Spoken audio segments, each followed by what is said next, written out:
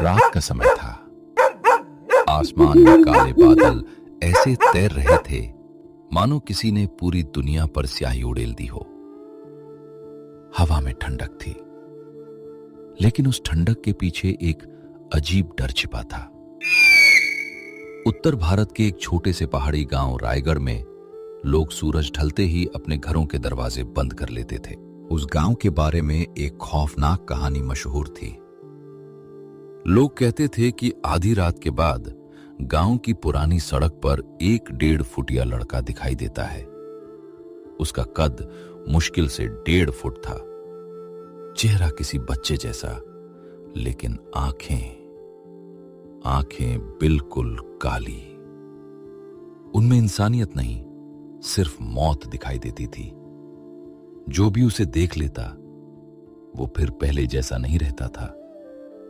कुछ लोग पागल हो जाते, कुछ गायब हो जाते और कुछ अगली सुबह मृत पाए जाते। गांव वाले उसे 1.5 फुटिया कहते थे। बरसात की एक शाम गांव में एक विदेशी आदमी आया। उसका नाम था जॉनथन क्रॉस। लंबा कद, सफेद दाढ़ी और कंधे पर चमड़े का बैग। वो कोई साधारण आदमी नहीं था। वो दुनिया भर की रहस्यमयी घटनाओं की जांच करता था। गांव के बस अड्डे पर उतरते ही उसने देखा कि हर आदमी उसे घूर रहा है। एक बूढ़ा आदमी धीरे से बोला, साहब, रात होने से पहले यहां से चले जाइए। जॉनथन मुस्कुराया। क्यों? बूढ़े की आंखों में डर उतर आया। वो आधी रात को वो निकलता है। कौन? बूढ़ा फुसफुसाया। हवा अचानक ठंडी हो गई। रात के 8 बजे तक पूरा गांव शांत हो चुका था। हर घर के दरवाजे बंद थे, खिड़कियों पर मोटे पर्दे लगे थे। जॉनथन गांव के सरपंच के घर पहुंचा। सरपंच ने कांपती आवाज में कहा, हमने बहुत लोगों को खोया है। पुलिस आई, तांत्रिक आए, लेकिन कोई वापस नहीं लौटा। क्या किसी ने उसे साफ देखा है? जॉनथन ने पूछा। सरपंच चुप हो गया। कुछ देर बाद उसने कहा, जो भी उसे देखता है उसकी आंखें बदल जाती हैं, कैसे जैसे उसकी आत्मा निकल गई हो। जॉनथन ने अपनी डायरी निकाली। मुझे सब बताइए। सरपंच ने गहरी सांस ली। 20 साल पहले गांव में एक बच्चा था। उसका कद बहुत छोटा था। लोग उसे 1.5 फुटिया कहकर चिढ़ाते थे। बच्चे उसे पत्थर मारते थे। बड़े लोग उसका मजाक उड़ाते थे। उसका असली नाम देव। फिर क्या हुआ? सरपंच की आवाज धीमी हो गई। एक रात वह गायब हो गया। अगले दिन नदी किनारे उसका शव मिला। कमरे में सन्नाटा छा गया, लेकिन असली डर उसके बाद शुरू हुआ। उस रात जॉनथन ने गांव की पुरानी हवेली में रुकने का फैसला किया। हवेली वीरान थी, दीवारों पर दरारें थीं, खिड़कियां हवा से चरमराती थीं। घड़ी ने 12 बजाए। उसकी आवाज किसी बच्चे और बूढ़े आदमी की मिलीजुली आवाज जैसी थी।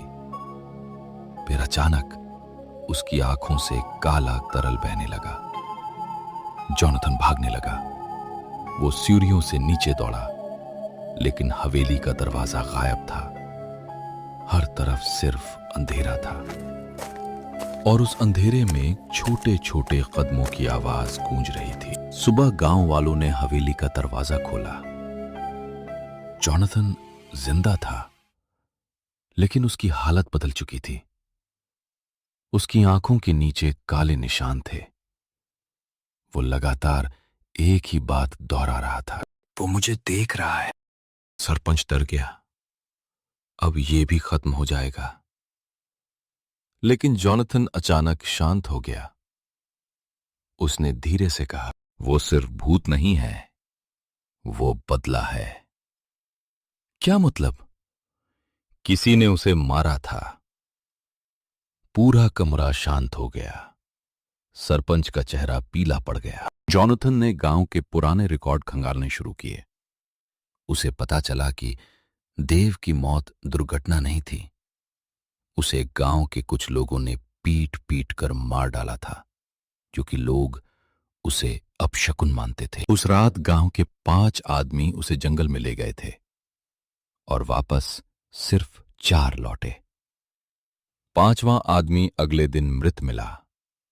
उसकी आंखें फटी हुई थीं, जैसे उसने मरने से पहले कुछ भयानक देखा हो। जॉनथन ने सरपंच की ओर देखा। आप भी वहां थे, है ना? सरपंच कांपने लगा। उसकी आंखों से आंसू निकल पड़े। हमसे गलती हो गई थी। जॉनथन ने सिर उठाया। किसी के छोटे कदमों की आवाज आ रही थी, धीरे धीरे, करीब और करीब। हवा अचानक बर्फ जैसी ठंडी हो गई। फिर उसने उसे देखा। दरवाजे के पास एक छोटा सा साया खड़ा था, सिर्फ 1.5 फुट लंबा। उसका चेहरा अंधेरे में छिपा था। जॉनथन ने टॉर्च जलाई और उसी पल उसकी सांस रुक गई। उस लड़के की आंखें पूरी तरह काली थीं। उसके होंठ फटे हुए थे और चेहरे पर एक डरावनी मुस्कान थी। तुम देव हो? जॉनथन फुसफुसाया। लड़के ने सिर टेढ़ा किया। फिर अचानक उसकी गर्दन उल्टी दिशा में घूम गई। छक! जॉनथन पीछे हट गया। कमरे की सारी खिड़कियां एक साथ बंद हो गईं। धड़ाम! फिर वो लड़का धीरे धीरे आगे बढ़ने लगा। टप टप टप। उसके पैरों से खून टपक रहा था। जॉनथन ने कैमरा निकाला और उसकी तस्वीर लेने की कोशिश की, लेकिन कैमरे की स्क्रीन पर सिर्फ काला धुआं दिखाई दे रहा था। अचानक 1.5 फुटिया लड़का गायब हो गया। पूरा कमरा शांत हो गया। फिर जॉनथन ने अपने पीछे किसी की सांस महसूस की। वो धीरे से पलटा और उसका दिल जोर से धड़कने लगा। 1.5 फुटिया उसकी पीठ के पीछे खड़ा था, इतना करीब कि उसकी सड़ी हुई बदबू महसूस हो रही थी। लड़के ने धीरे से कहा, तुमने मुझे देखा? गलती? तुम लोगों ने एक बच्चे को मार डाला। अचानक बाहर तेज हवा चलने लगी। खिड़कियां कांपने लगी और तभी ठक ठक ठक, वही छोटे कदमों की आवाज फिर सुनाई दी। गांव में फिर मौतें शुरू हो गईं। हर रात कोई न कोई गायब हो जाता। लोगों ने घरों से निकलना बंद कर दिया। एक रात गांव का पुजारी मंदिर में छिप गया। वो मंत्र पढ़ रहा था। तभी मंदिर की घंटियां अपने आप बजने लगी। टन टन टन। पुजारी डर गया। उसने पीछे देखा। मूर्ति के पास 1.5 फुटिया खड़ा था। उसके चेहरे पर मुस्कान थी। पुजारी चिल्लाया, दूर रहो! लेकिन लड़का धीरे धीरे आगे बढ़ता रहा। फिर उसने अपना मुंह खोला। उसका जबड़ा इंसानों जैसा नहीं था। वो अस्वाभाविक रूप से लंबा खुल गया। अंदर सिर्फ अंधेरा था। अगली सुबह पुजारी का शव मिला। उसकी आंखें गायब थीं। जॉनथन अब समझ चुका था कि 1.5 फुटिया सिर्फ शरीर नहीं मारता, वो इंसान की आत्मा तोड़ देता था। जो उसे देख लेता वो डर में जीने लगता। रात को जॉनथन को आवाजें सुनाई देने लगी। कभी बच्चे की हंसी, कभी रोने की आवाज, कभी कोई उसके कान में फुसफुसाता, तुम अगला हो। उसने आईने में खुद को देखा। उसकी आंखें धीरे धीरे काली होने लगी थीं।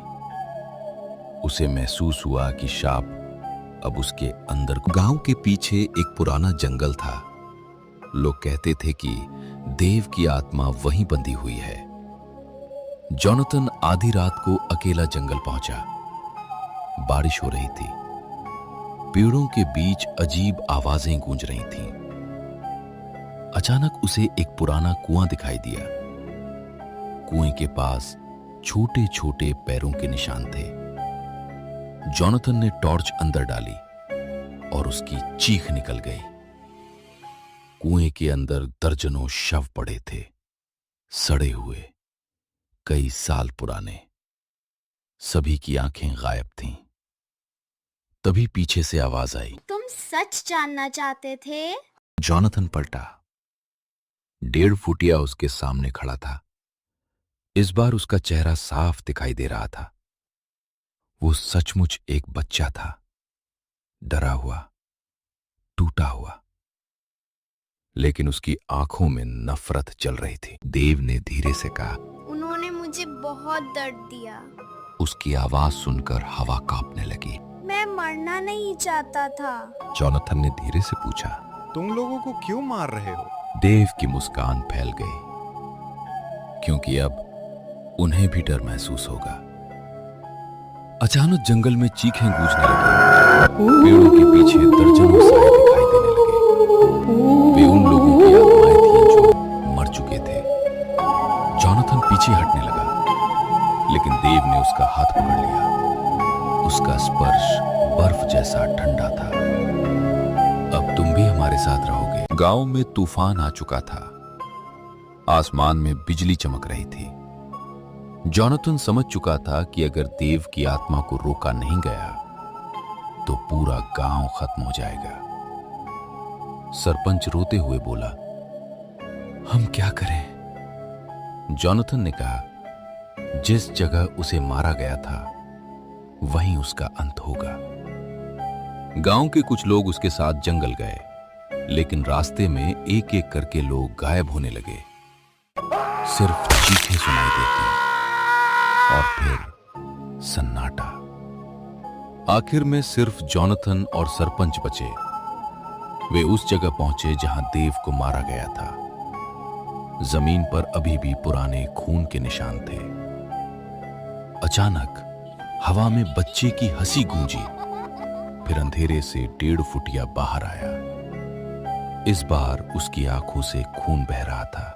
सरपंच घुटनों पर गिर पड़ा। हमें माफ कर दो। देव चुप रहा। फिर उसने धीरे धीरे अपना हाथ उठाया और अचानक सरपंच हवा में उठ गया। उसकी हड्डियां टूटने लगीं। चक चक चक। सरपंच दर्द से चीखने लगा। जॉनथन चिल्लाया, बस करो। देव ने उसकी ओर देखा। उस पल जॉनथन को उसकी आंखों में दर्द दिखाई दिया।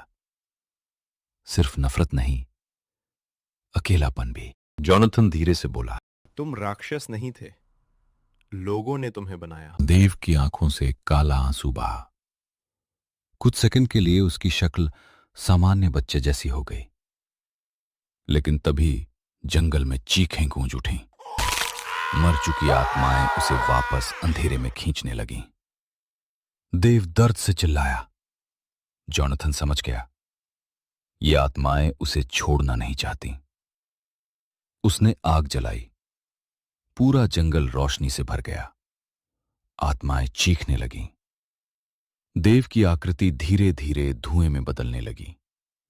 वो आखिरी बार जॉनथन की ओर देखता है और धीरे से कहता है, अब मैं अकेला नहीं रहूंगा। फिर वो गायब हो गया। अगली सुबह गांव में शांति थी। कई सालों बाद लोगों ने राहत की सांस ली। जॉनथन गांव छोड़कर चला गया, लेकिन जाते समय उसने एक बात महसूस की। बस की खिड़की पर छोटे छोटे हाथों के निशान बने हुए थे। उसने धीरे से पीछे देखा। सड़क के किनारे दूर अंधेरे में एक छोटा सा साया खड़ा था, 1.5 फुट लंबा, और उसकी काली आंखें अब भी जॉनथन को घूर रही थीं। बस आगे बढ़ गई, लेकिन उस रात जॉनथन के होटल के कमरे में फिर वही आवाज सुनाई दी, ठक ठक ठक। और अंधेरे में एक बच्चे की धीमी हंसी गूंज उठी।